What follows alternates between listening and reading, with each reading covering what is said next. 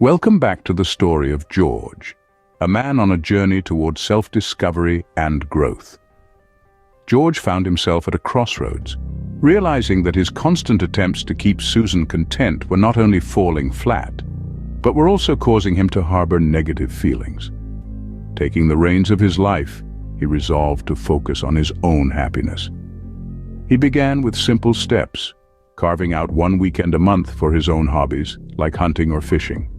Despite Susan's attempts to steer him away from this decision, George firmly held his ground.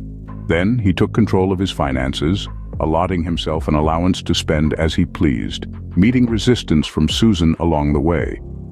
The boldest step was when George created a budget, informing Susan that if she sought more control over their income, she would have to contribute more.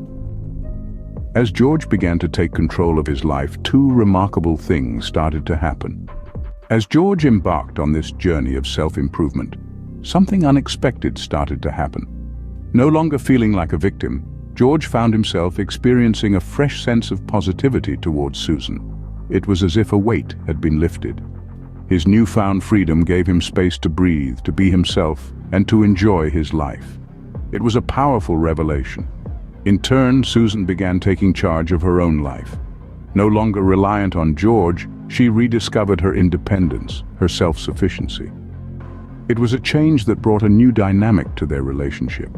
They were now two individuals, coexisting and cooperating, rather than one trying to please the other. George's contentment was palpable. He reported a significant improvement in his marriage and an overall sense of satisfaction with his life. It was a transformation he never expected, but one he embraced wholeheartedly. George credited his transformation to the support he received from his group, who encouraged him to focus on pleasing himself instead of others. One key aspect of George's transformation was understanding the importance of setting boundaries in relationships. Establishing boundaries is like drawing an invisible line that separates your emotional, mental, and physical space from that of others. It's not about building walls or keeping people out, but rather about creating a safe, intimate space where both partners can feel comfortable and secure. Setting boundaries allows you to define who you are, what you need, and what you expect from others. It's a sign of self-respect and self-care. And here's the interesting thing. When you stand up for yourself, when you assert your needs, people start to respect you more. Just like George, when you set boundaries, you're not only protecting your own well-being, but also contributing to the strength and stability of your relationship. Setting boundaries, as George learned, is a key step towards building a healthier and more balanced relationship.